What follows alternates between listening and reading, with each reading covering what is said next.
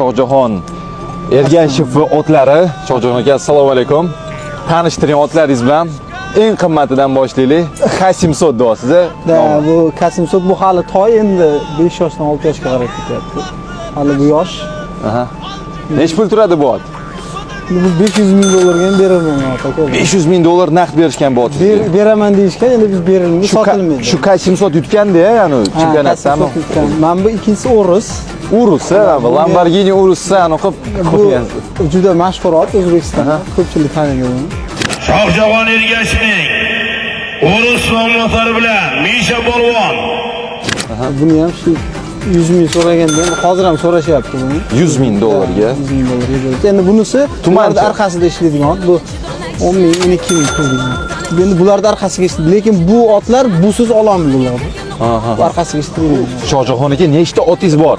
Opsiy 14 ta. 14 ta. Oyiga necha pul xarajat qilinadi bularga?